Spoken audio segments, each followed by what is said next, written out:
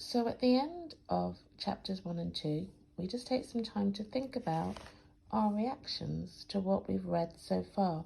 So you can listen to the 2 chapters again, you can read through them on the slides, and then I'm asking you, what are the things that you like about the story so far? So if it was me, I definitely like the description. I like the description, especially the description of space. I like the idea when he talks about fireworks in freeze frame and things like that, and it makes me want to read more.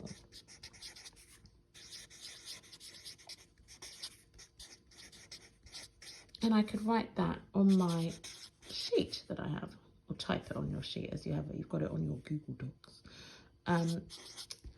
I also like that the humour. So I might put humour and think and say,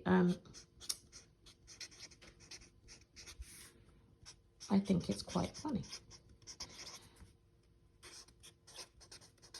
You might have other things that you like based on what you've read so far. It's a bit harder sometimes if you enjoy the beginning of the book to think about anything that you dislike.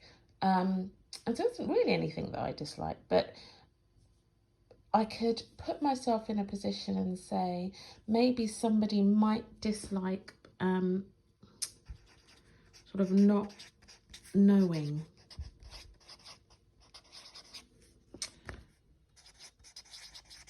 what's happened so far.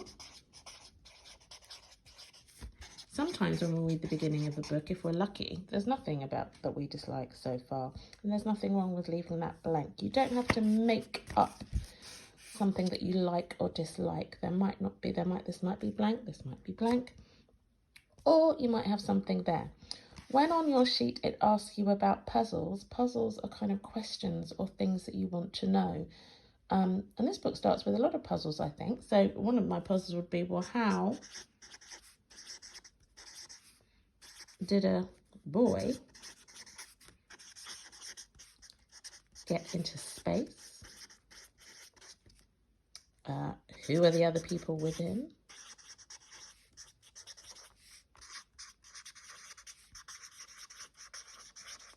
Will they survive? So you might have lots of things that you want to ask. Patterns and connections are things personal to you. What does the beginning of this book make you think of?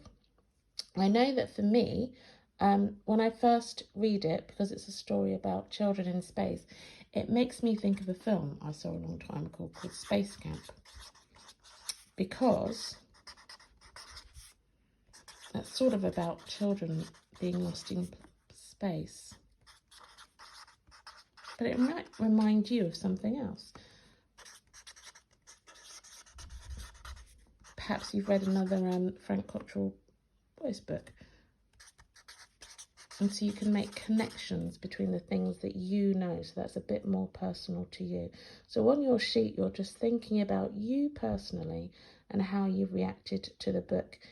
It would be good if when you're talking about these reactions, for example, when I like the description of space, perhaps next to that on my sheet, I could look back on the book and give an example, like the freeze frame